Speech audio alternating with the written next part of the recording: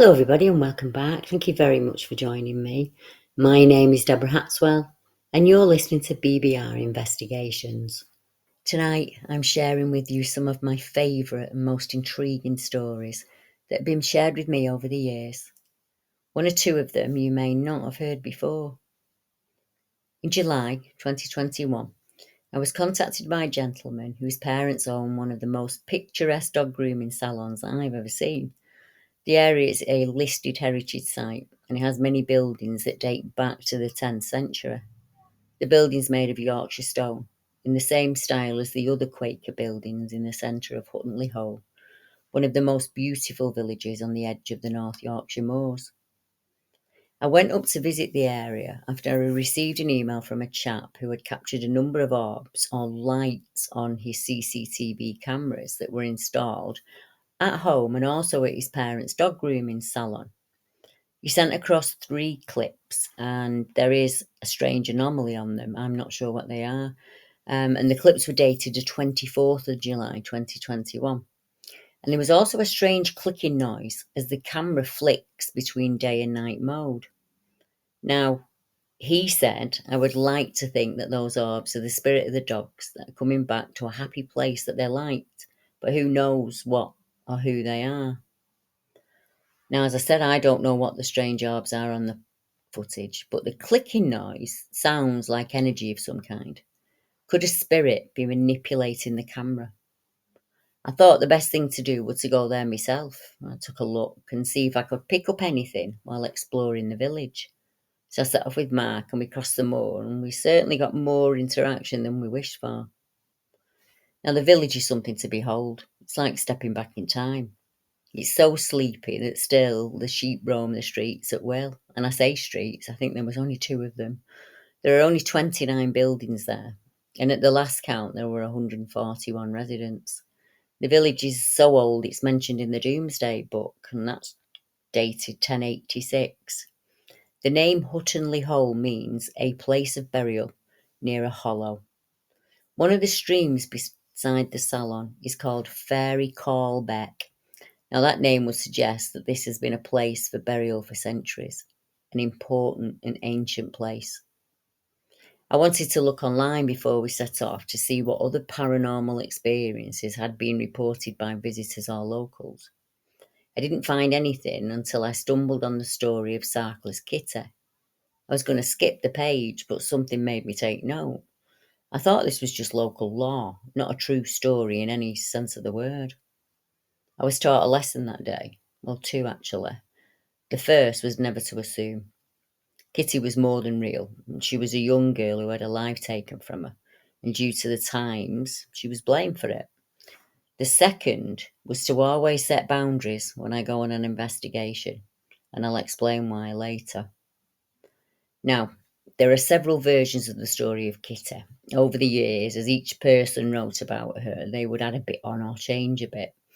I've tried to bring you a report as concise as possible, but I encourage you to see what you can find out there about Kitty and her tale for yourselves. On our first visit, we did meet the owner of the mill where Kitty's body was placed, and she did verify that it was indeed true.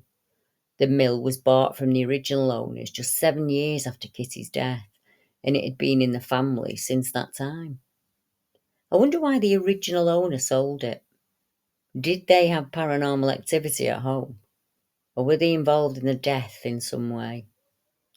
For all it is hard for a corpse to walk away, that's what claimed had happened.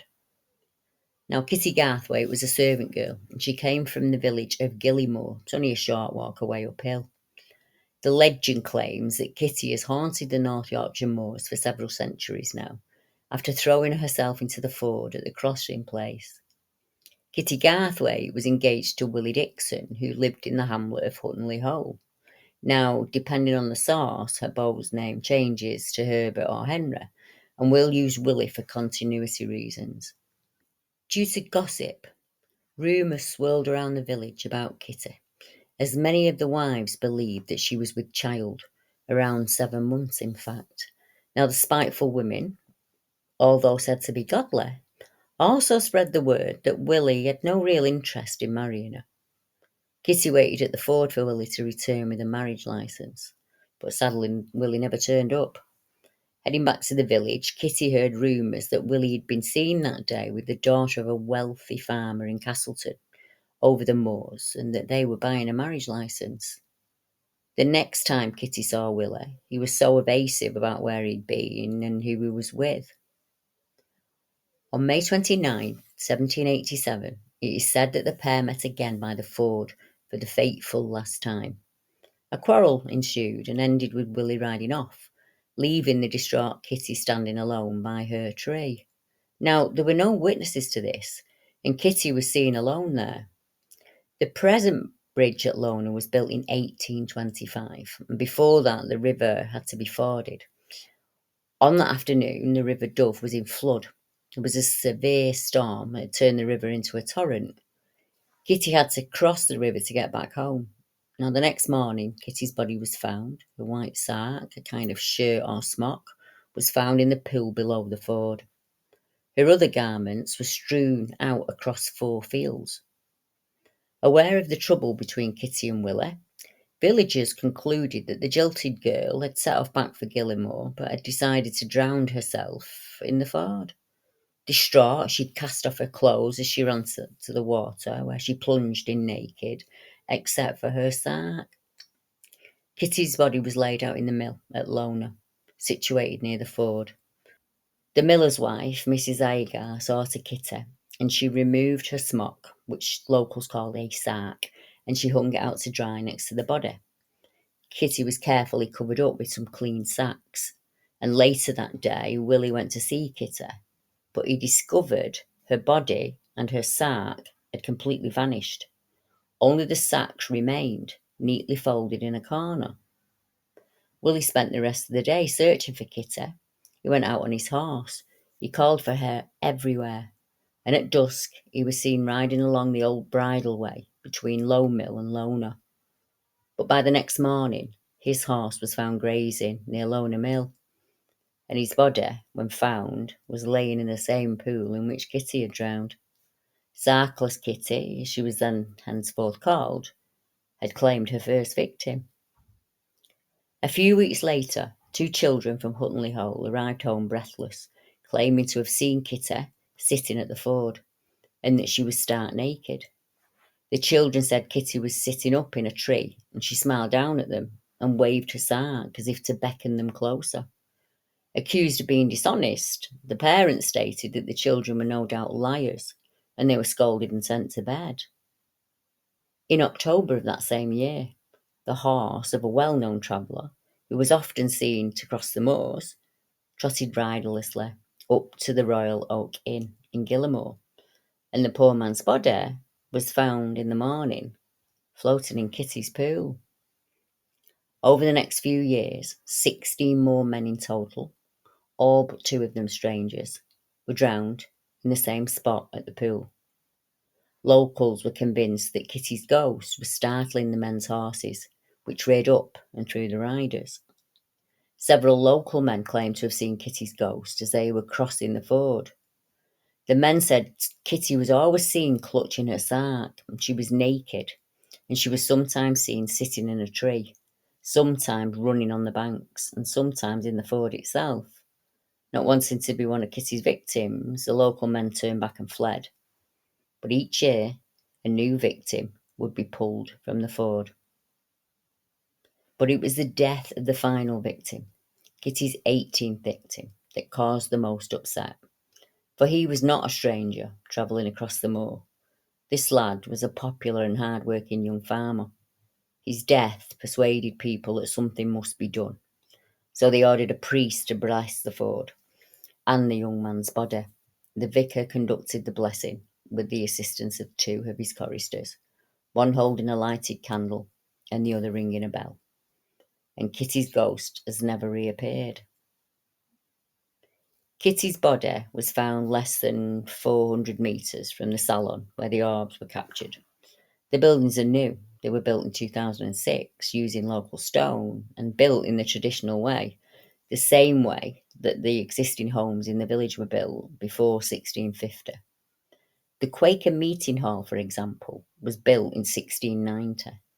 The village has changed very little since then, and although there are now cars parked up, once you leave the village green, the area is very rural and one of the most amazing places to visit in the UK.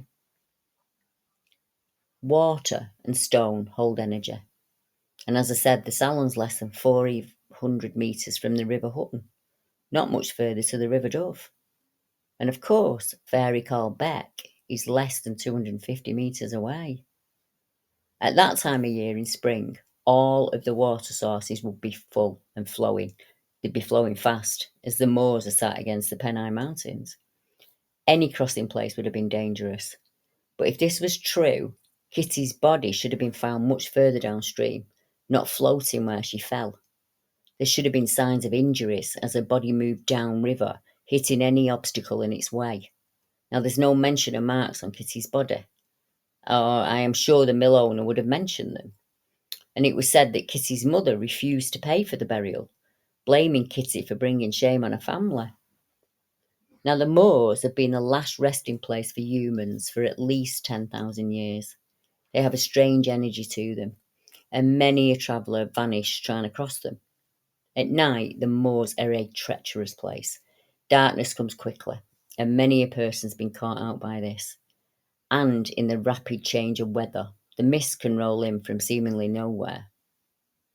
I studied some maps of the area dated 1727, and where the dog salon is now sitting, the maps show no buildings or dwellings, simply an area of small woodlands covered in becks and streams. Kitty was found in the waterway as the crow flies from the salon.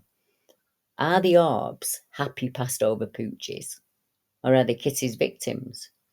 Or is it Kitty herself still wandering the moor looking for her beloved? I'm curious as to why the men's drowning deaths stopped. If they were accidental in nature, it seems strange that no more accidents were ever recorded at the ford after the church blessing the area. And what happened to Kitty? Where did she go?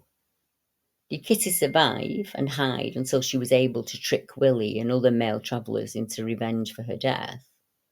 Was she taken when the mill owner went up to the village to inform Kitty's family? And if so, why would her body be moved from the mill? And why were her clothes spread out in the fields? One local man who wrote a book of Yorkshire tales felt that one of his family members may have buried Kitty in their own daughter's grave, as the local people didn't want to bury her on consecrated ground. They felt her death was at her own hand. Their daughter had died tragically and was due to be buried, and the parents couldn't bear the thought of Kitty being left cold at the mill. Kitty's own mother refused to pay for a burial. Who killed Willie? And did he take his own life? Or was he Kitty's killer, and she came back for him and took her revenge? One theory that I've not found written anywhere has to do with the rumour that Willie was seen with another lass whilst Kitty waited for him. Did she trick Kitty into meeting her at the ford, and then take away the human obstacle standing between her and the future Will? And did they ever get together afterwards? I don't think that's written anywhere. Now, that's not what I believe happened, and I'm certain it didn't, because I strongly believe that I actually connected with Kitty that day. As we were driving in, we turned onto a small country lane that leads to the village, and I just suddenly became irate, and I started to get angry with Mark. I wanted him to go northwest of the village, and I kept repeating 10 to 2, 10 to 2, which I discovered later was the direction of the mill. I was honest earlier when I said I looked into paranormal accounts in the area and I read the story. But you can go and check for yourself. There really isn't any more to find, other than the scant details in one or two blogs. Kitty's energy that day was so strong, for a good few minutes I couldn't push her off. I ended up on my knees next to the stream. I felt a hard bang to the back of my head. I went down on my knees and I couldn't get up. Kitty was a mixture of emotions. She was angry, frustrated, and ashamed, but most of all, sad. The villagers thought badly of her, and that stayed with her. Like modern day witnesses, she wanted her story told. And as a young maiden of good standing, her virtue was very important to her. In fact, it cost her her life. There is a good reason Willie didn't meet her that day. He wasn't the one to contact her. She was tricked, but not by another lass, by a man who had coveted her for a number of years. Older than her, a man of the cloth, but his deeds weren't a whole there. He tricked Kitty by a note, and as she set off happy to see her Willie, the anger in him rose up. Like the others before and after her, he wanted what he couldn't have. He approached from behind, he hit her hard on the head, and down she went. And as he took her virtue, she drowned in the water. He quickly hid himself on the approach of the mill owner's wife. He waited and he watched as she carried Kitty up to the mill. And when she left, he took Kitty's body and her sark as a trophy. He buried her in the graveyard where he could watch her every day. She wasn't his only victim. There had been others. Scullery maids were 10 a penny, and the hirings brought new blood often enough to quell his needs. Nobody cared if the odd milkmaid or scullery maid was suddenly gone. She was probably with child and went home to family. Or like Kitty, she took her own life on the moors. Lasses were sadly often victims of their employers or males in the household. It isn't a modern problem. It just wasn't discussed in good company. It was glossed over and hidden. One thing I did not pick up on was who killed the 18 men that followed. I don't believe it was Kitty. I think Kitty died before she reached the mill. The feeling I get when I ponder this is it was a local man, or even a local family, who would wait for travellers to come close to the ford, hit them, and push their bodies in the water. Sadly, the young boy he killed was his nephew, who he mistook for a stranger, and he had to live with that secret for many more years. A short walk across the moor from where the dog salon is sits the slightly larger village of Kirby Moorside, which was no doubt visited by Kitty and the fly-by-night Willie at some point in their lives. It was the closest marketplace to their home. Kirby Moorside was known as a trading hub, even before 1254. It was on that day the area was officially recorded as a market town. Now people from all over the neighbouring villages and farms from far and wide would have attended the market and the fairings that were held there.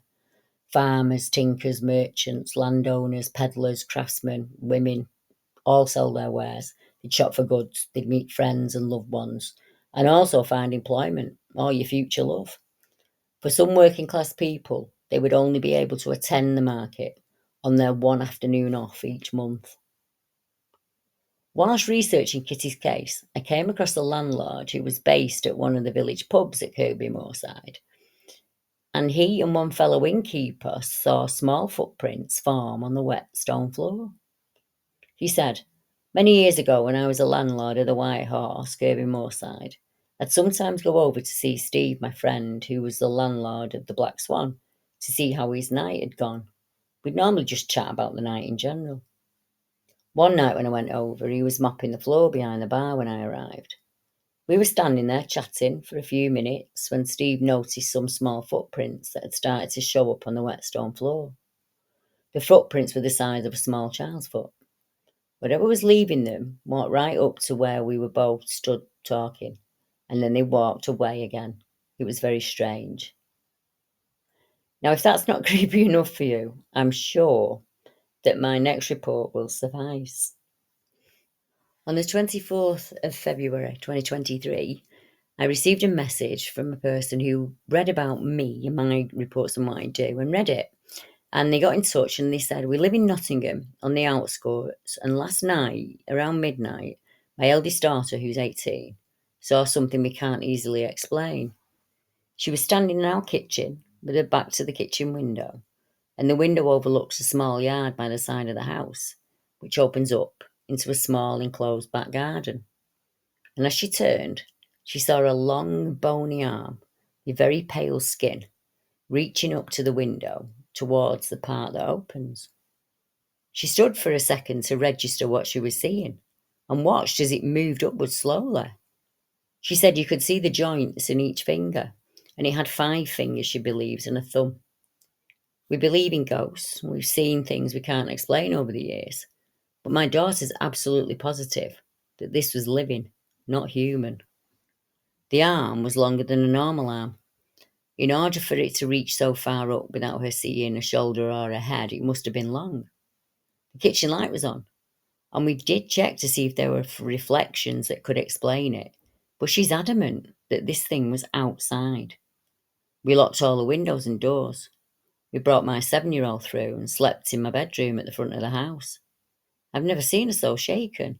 She's a rough and ready tomboy, but I saw her both cry and swear last night for the first time in a long time. And she said it was fucking frightening. It was horrifying. Our garden has an 8-foot fence and a lock gate. The side gate into our side alley is bolted from the inside to stop people coming in off the street. I can't believe we wouldn't have heard someone getting over the fence, as they rattle madly when even the cats jump on them. There's no windowsill for something to sit on, or anything below the window to boost its height, for example, if it was an animal. Again, I'm so sorry for this random message. We just wondered if there had been anything else sighted like this in this area. Well, whether you feel it's something you've come across before. Should we be concerned or keep an open mind? I don't know if the arm reaching for the window was connected to the family living in the home, or was it attached to the land in some way? I don't suppose we'll ever know, unless it appears again. Now, this next report was shared with me a couple of years ago now by a lass named Kelly, and I think it's incredibly creepy. The part about the German ghost, for instance, or the clip-clopping of the strange woman's clogs just put shivers down my spine. Kelly said, "Hi Deb, I'm a regular listener to your show, and I like to hear the experiences people send in to you. We chatted recently about the strange coincidence between the area of your sighting and the report of a strange white being at Withenshaw Hall. I'm researching as much as I can on the case online for you, and I'll be in touch soon with new information. I live in Manchester, where this event happened, on an ordinary estate. This experience took place in 2002. It was the hottest of July days, and we'd reached 94 degrees that day. And by the night time, it had only cooled off a little to around 84 Fahrenheit. I couldn't sleep that night, and although I had work at 9 a.m. the next morning, I was still up at 2 a.m. I went upstairs, I opened the bedroom window, but it made no difference, there was no air moving. I lay on top of the covers in some light night clothes, and no matter how hard I tried, I couldn't settle down to sleep. I tossed and turned until about 4 a.m, and I gave up. I started to read a book, hoping that would help me drift off. Around 4 a.m, I heard a clip-clopping sound. Clip, clop, clip, clop. I wanted to know who was out on a horse at this time in the morning. So I got up and I looked outside my window. It was daylight by now, and I had a clear view of a figure of a woman. I couldn't see her clearly due to the hedge, but I could tell she was female. She must be the one responsible for the clip-clop noise. I decided she must have been wearing heels, and that was what I was hearing. It was a Tuesday morning, which seemed a strange time to be out dressed in heels. She also had on a warm winter jacket with a hood, and the hood was pulled tight, even in all this heat. I ducked inside so she wouldn't see me as she passed my home. Her clothing was really strange, and I realised she had on warm trousers and what looked like hobnail boots. It was these boots that made the clip-clop sound. Her jacket had the old duffel jacket toggles, and it looked really old-fashioned. I stood where she couldn't see me, and I thought, why would you be out on the hottest day of the year in midwinter clothing and footwear? As she neared my window, I could see her side on. Her hood was up, and she was looking down as she walked. And then she stopped abruptly. She turned and looked directly at me. I stepped backwards, shocked. How did she know I was there? I saw her pale alabaster face, and she had dark eyes and a thin mouth. Everything about her was off kilter to me, and the hairs on my neck stood up. I suddenly thought, why am I hiding? She's the one who's weird. I marched back to the window, and she was gone. How had she vanished? I would have heard her running away. I'd heard her approaching for long enough, and she was nowhere to be seen. I knew all my neighbours, and she wasn't one of them. All of our homes have cast iron gates, and you could hear them clang when people came through. I presumed she had somehow silently got into the garden and hid. I waited for her until about 5:30 a.m, but she didn't appear, and I never saw her again. I wondered if she had a skin condition and that's why she was always bundled up. As I watched from the window, hoping to see her, I saw two cats walk from both sides of the street, and they met at the spot where the woman had been standing, where she was looking up at me. I found that weird, as not only do cats not normally greet each other so well in the street, they were not cats that I recognised, and you get used to your neighbour's cats. I slammed the window shut, even in the heat. I had visions of her flying into the window at me. I never slept a wink that night. I had to go to work the next day. I did tell a few people, but they never believed me. The second story I want to share with you is a time slip. I never knew what that meant until seeing a YouTube video on the subject. It happened in 1990. I was 18, living in Manchester. My father, who was 61 at the time, was driving the car. I was in the passenger seat. This was in Boney, South Manchester. There's an old barber shop run by a man the locals called Chop Off Charlie. He'd dropped dead months earlier and his decrepit shop had closed. It had a rusty old grill which was covered the window, and it was more like a metal fence so you could see through into the shop inside. That is, if it wasn't still filled with old bags for sale and umbrellas. They were nicotine stained and they filled the window top to bottom. Not this night though. It looked like the shop had been sold and the rusty grill was gone, along with all the crappy bags and umbrellas. Instead, there was a new bay window and a single light bulb inside was replaced with a fluorescent tube. Two men were decorating and it looked great. My dad had his eye on the road, so I said, "Dad, you can get your hair cut soon. The barber's been bought." "Great," he replied, driving me home the next night. I'm reading the evening news and we got stuck in the traffic outside the barber's again. And my dad nudges me and points to the shop and said, "I thought you said it had been bought." I turned and looked, and it was still for sale. The new decorations, the bay window, the new lights were all gone. The old rusty grills were still in place, and the nicotine bags and umbrellas were still blocking the window. I couldn't understand it. Even the old welding frame was black and rotten. I said, "It was being renovated yesterday." "Sure," he replied. 3 months later it was bought, and a month after that, it looked exactly how I saw it that night. And that's why I think it was just maybe time. Time is just a human-made concept. And reality, it doesn't run like we think. It's more like layers. My third story happened when I was night fishing with a lad called Jeff. I was 15 and we were on the River Mersey in Didsbury, Manchester. As we fished in this field, it got really dark and a storm started to blow in. It was wet and thundery and windy. We stood out in it, but it left our rods nearby in case the lightning strikes. While the storm blew in, the horses under a nearby flyover, they were stable, were whining, whinnying, making a right racket. They obviously didn't like the storm. Well, we saw it out. That was about 2:45 a.m. At 9 a.m, a woman came across the field in my direction. She said, "Excuse me, have you been here long?" And I told her we'd both been fishing all night. And she asked me, "Did you see or hear anything last night regarding the horses under the bridge?" And I said that when the storm come in about 2:45, they made a right racket. She said, "Did anyone pass you last night?" And I said, "No, and so did Jeff, who joined me." She said, "Well, I got here this morning at 8 a.m. like usual, and the horses have been mutilated. Both have ears missing, tails are gone, and other wounds." As you can imagine, we were shocked. We were sleeping very close when the attacks took place. Who would do something like that and during a storm? They never did find out who did it. The last experience I want to share with you is very strange, and it was related to me by my late father, but it involved my granddad and my grandmother, my aunt and my uncle. My grandfather was called Herbert Coombs, and he was in the Manchester Regiment at the Somme. He didn't speak about it apparently because he lost all his friends there. My nan was called Ada.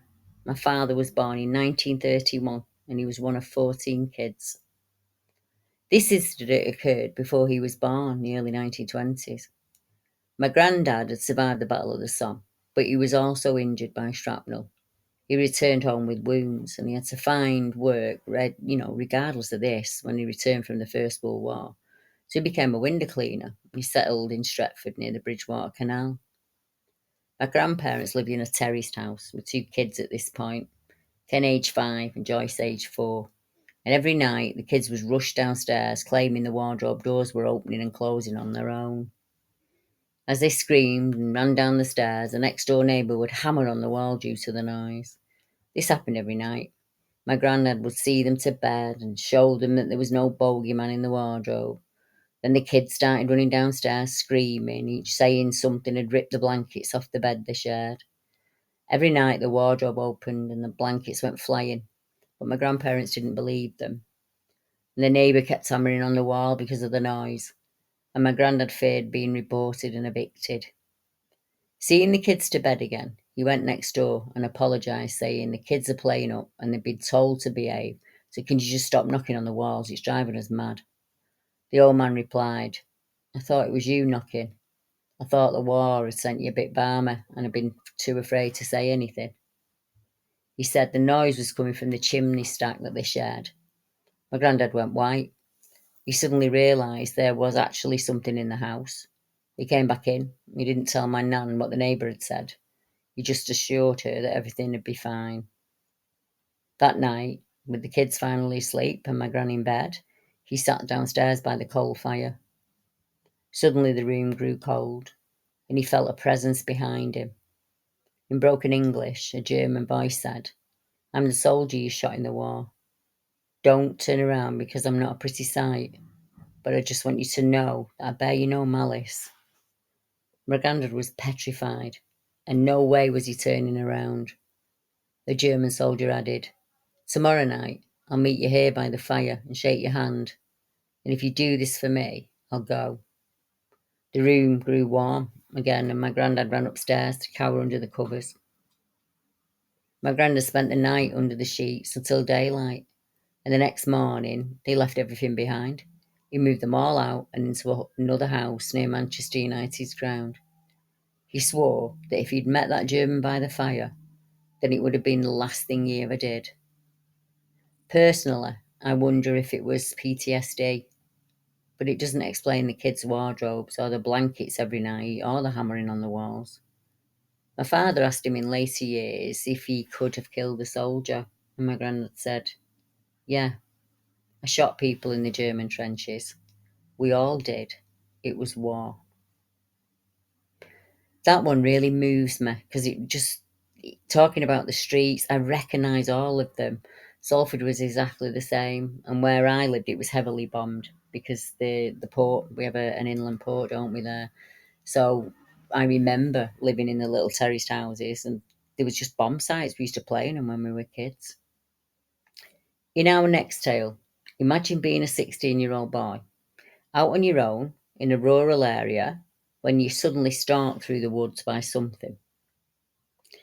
This account came into me a couple of years ago when it happened in the Briton Ferry area in the 1980s, and the witness said, Before I start, I'd like to say I'm really not sure what to call the thing, the creature, the figure that I experienced that day. I can only tell you what it looked like and what it sounded like and what happened. I've looked for answers for many years now. And although there is so much information out there on cryptids, Bigfoot and Dogman alike, there's no definitive guide, no chart you can plot it on for an answer or a quiz you can take to see where your score leads. You see a huge dark figure that moves not only on all fours, but also up on two, and it moves with ease. You hear it move through the bush, and it felled trees easily if the path was clear. I can say it was massive. It sounded like a cow or a moose breaking through scrub. It moved down the embankment, across the road, and off into the shrub to the side. It did it with ease. It moved fluidly, with purpose, and I have no idea what it was. I'm in my 50s now, but back then I was a lad. It was my 16th birthday, and I was lucky enough to have been given an air rifle as a gift. There are 2 reservoirs where I lived then, one older than the other. I was coming from the new reservoir area, using the forestry tracks, going to the old res. It was around dusk. There's a high, steep bank on my left hand side and a low bank to my right. The banks are heavily forested, lots of old logs and stumps, there's underbrush, brambles, prickles. The banks would have been a nightmare to struggle through, and there was a clear-cut level path, making it easy to move through there. So I couldn't quite believe it when I heard something crashing through the undergrowth, keeping up with me at ease. It was huge. Well, it sounded huge. It was cow-sized at least, smashing things out of the way and moving through that jumble of logs and rotten wood without any problem at all. I felt shadowed. I could even tell it was going from 2 legs to 4 and back to 2 again. Whatever worked best to keep it moving forward. I was getting pretty scared at this point. I couldn't think what could be doing that in there, and to be honest, without thinking, I put a pellet in the air rifle. Now, as most lads will tell you, there's a double bullet technique that is sometimes done to make a much louder crack when it's fired, and that's what I did. I loaded one pellet as normal, and then I put another down the barrel, and I pointed it in the general direction of that noise, and I fired without even thinking about it. Crack. Everything was quiet. Nothing. Not a sound. And then I may hear it moving again, about 30 feet in front of me now. I keep going, as I can't go back, and whatever was shadowing me would come really close, making a lot of noise, and then it'd pull back, and it'd move close and pull back, over and over, and I was really scared. As I got parallel to the old reservoir, it was ahead of me in the brush. And then I saw it. I saw it as it emerged from the undergrowth, and it went onto the road, and it crossed briefly. It was really dark and bulky, and I could see many shadows, but I couldn't make out details. I couldn't make out its face. It then dropped onto all fours and was gone in seconds into the brush and scrub. Even seeing it then with my own eyes as it approached and went past me on the road, I was still disbelieving what had happened. I kept telling myself it wasn't happening. Whatever crossed the road was around 8 to 9 feet tall. It was very tall, very bulky, and it moved with ease and had no problem walking on 2 legs. I don't really remember what I did after that. Every time I would think about that night, I would tell myself it never happened. It was impossible. Back then, if I'd have known the word, I would have said Bigfoot. But then you hear of so many other cryptids it could be, like a Dogman and the like. I cannot be 100% sure. So for now, I'm happy to just say I saw something huge and dark and upright on 2 legs that moved with ease down on all fours that I can't explain. Next week, I have a new report from the Wanstead area where several young men were chased through the woods by a primate that they couldn't identify. As they lay flat on the ground on their bellies, the beast watched them for most of the night. So tune in for this report and more cases from the BBR case files. Good night, everyone.